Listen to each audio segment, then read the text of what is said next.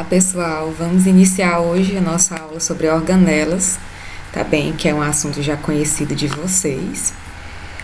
Algumas organelas eu vou aqui listar, comentar sobre as funções, sobre a sua importância. Então vamos lá para a primeira.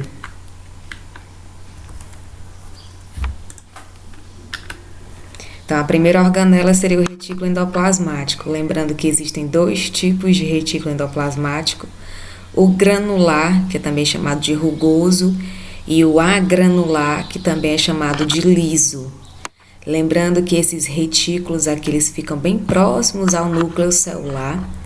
No caso, o granular, o rugoso, ele vai ter a missão de formar, de produzir proteínas, tá bem?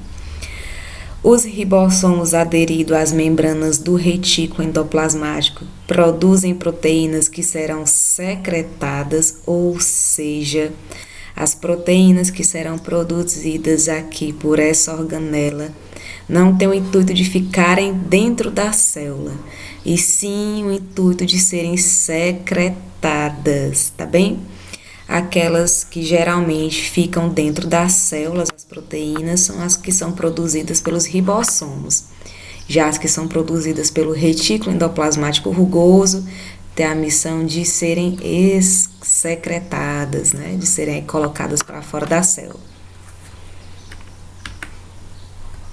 Já falando sobre o retículo agranular, também conhecido como liso, se o rugoso tinha a missão de produzir proteína, o liso tem a missão de produzir lipídio. Além disso, tem a missão de desintoxicar o organismo, de transformar substâncias aí lipossolúveis em substâncias hidrossolúveis. Além disso, esse retículo agranular armazena cálcio, mas não é uma função somente dele, né? É uma função também do nosso retículo endoplasmático rugoso. Esse cálcio aqui ele vai ser muito usado no processo de contração muscular. Então, essas são as características gerais do retículo endoplasmático liso. O complexo golgiense ele trabalha muito com os retículos, né? Esse complexo golgiense, o antigo complexo de Golgi, ele é formado por essas vesículas, elas são achatadas, né? Também podem ser chamadas de bolsas achatadas. Recebem os produtos do retículo endoplasmático rugoso e também recebe produto do retículo endoplasmático liso. No caso, recebe proteína, também recebe lipídio. Além disso, o complexo golgiense, essas bolsas achatadas, produzem os carboidratos, produzem também acrossomo, que é uma vesícula que vai estar situada no espermatozoide, né, que é um gameta masculino, e também tem a missão de produzir também lisossomos. Então, os lisossomos são produzidos a partir dessa organela chamada complexo golgiense. Quanto aos lisossomos, que nós falamos anteriormente, é responsável pela digestão intracelular. Nesses lisossomos, nós vamos encontrar dois processos muito importantes, bastante cobrados. Um é a autofagia e a outra é a autólise. Então, nesses dois processos, comentando a autofagia com vocês, é um processo onde vai haver a destruição de organelas celulares pelos lisossomos. Quais seriam essas organelas? As organelas que já perderam a sua função. Então, essas organelas que para a célula, entre aspas, já seria lixo, esses lisossomos aí fazem com que eles sejam retirados da célula através de enzimas que são jogadas nessas organelas. Já o processo de autólise é muito conhecido nas doenças degenerativas. Aqui as enzimas que ficam dentro dos lisossomos serão liberadas dentro da célula e a célula por completa vai ser destruída, e não somente as organelas.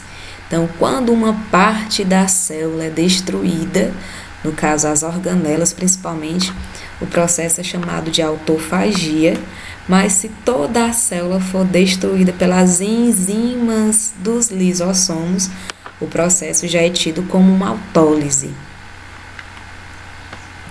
Os vacúolos são organelas aí encontradas bem visíveis aqui nas células dos vegetais, como vocês podem ver aqui. Então, o núcleo aqui ele fica quase que insignificante em questão de tamanho diante do vacúolo. Ele tem a função de armazenar nutrientes, sais, pigmentos, excretas, além de algumas substâncias tóxicas, né? No caso aqui das plantas, é muito comum que essas substâncias fiquem aqui no vacúolo. Além disso, esse vacúolo em protozoários tem a missão de regular a pressão osmótica, tá? Então, fazer a regulação aí de água dentro dos protozoários, que são seres vivos aí que nós podemos encontrar lá no reino protista. Os peroxissomos são organelas aqui bem visíveis, como vocês podem observar, nessa manchinha aqui mais escura. São encontrados em animais, como também são encontradas em vegetais. Então, tem uma função especial de degradar o peróxido de hidrogênio, de degradar essa substância aqui, transformar em gás oxigênio e água, tá bem? Graças a enzimas que existem dentro desses peroxissomos. E uma missão muito importante dessas organelas, dos peroxissomos, é evitar a formação de radicais livres. Então, isso aqui foi cobrado de vocês na prova agora da Olimpíada, né, Brasileira de Biologia, na 16ª Olimpíada. Então, vinha lá falando sobre os radicais livres, né, quem era responsável por eliminar os radicais livres das células. E aí a organela que tem essa função é a organela peroxissomo. Para a próxima organela, mitocôndria. Mitocôndria aqui já é uma velha conhecida nossa. Então, nós estudamos bastante a mitocôndria no processo de respiração celular. Então, a principal importância aqui, função da mitocôndria é a respiração celular. Então, por enquanto, nós não vamos entrar em detalhes sobre ela. Nós vamos ter um momento só para trabalhar com a parte de bioenergética, para ver essa questão da respiração. Então, a mitocôndria está presente nos eucariontes, tá bem? Que são seres vivos aqui que já apresentam carioteca. Uma característica muito importante das mitocôndrias que nessas organelas aqui nós já vamos ter a presença do próprio material genético, né, de um DNA mitocondrial. E essas mitocôndrias, não só elas, como também os cloroplastos, estarão atuando aí na hipótese endosimbionte, que daqui a pouco nós vamos saber o que é que diz essa hipótese. Quanto aos cloroplastos, são organelas aí encontradas em plantas e em algas. Lembrando aqui que algas não fazem mais parte do reino vegetal e sim foram colocadas em outro reino, que é o reino protista, tá? Justamente pela questão de não formar tecidos verdadeiros. Então, as plantas e as algas apresentam cloroplasto que tem a função de realizar o processo de fotossíntese. Então, é a partir desse cloroplasto aqui que a planta, que a alga consegue produzir, né? Tem a ajuda aí na sua produção de açúcares, do O2. Então, é uma organela muito importante e é tida como organela energética. Nós vamos estudar também o processo de fotossíntese lá na parte de bioenergética. Quanto ao cloroplasto, assim como a mitocôndria, apresentam o próprio material genético, o próprio DNA e os próprios ribossomos também, e também participam da hipótese endosimbionte. Então, o que é que diz essa hipótese? Diz que, a algum momento, né, as células procarióticas livres, aeróbias, entraram em uma célula eucariótica primitiva, e daí essas mitocôndrias foram originadas. Já outro procarionte, mas dessa vez não aeróbio, né, mas sim fotossintetizante, também se tornou simbionte ao entrar em contato com as células eucariontes que já tinham a mitocôndria.